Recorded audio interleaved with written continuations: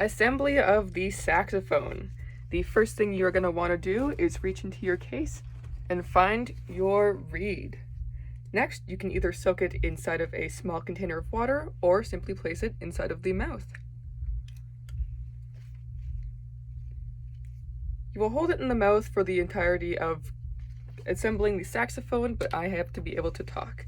Next, you can take out your neck strap from the case, or if you use a harness, that as well, and place around your neck. The next thing you can do is take the body of the saxophone from the case and clip it onto the neck strap. Make sure it is on securely so the weight of the saxophone is fully on the neck strap, such as this. Next, what you can do is take out the neck and the mouthpiece. You can take the cap off of the mouthpiece as such, set aside, and you can take off the ligature. Now that that's done, you can put the mouthpiece onto the cork of the neck and gently twist into place.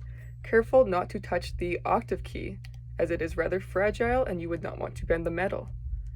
You're going to want to push the mouthpiece on until there is about 1 centimeter of cork left visible, and make sure that the mouth hole opening is facing the bottom of the neck.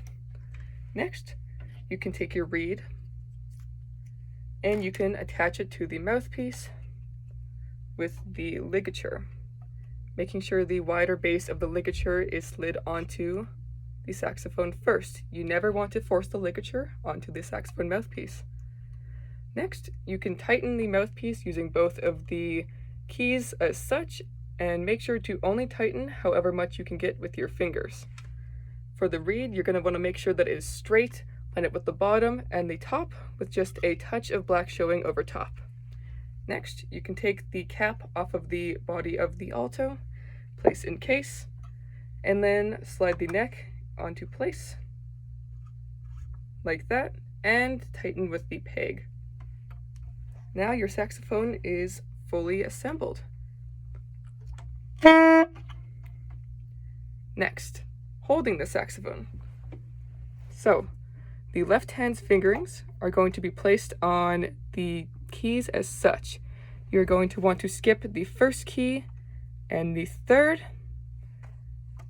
and place the other fingers below. Your pinky will hover over top of these 4 keys, which are all the pinky keys. Your thumb on the back will rest on this thumb pad and it will be able to hit the octave key right here. For the left hand, you're going to want to put your first 3 fingers on these keys here, and your pinky is going to be hovering over these 2 pinky keys. Your pointer finger will be resting against these 3 side keys right here, and your thumb will be hooked over the back right here as such. There is no keys that the thumb needs to press.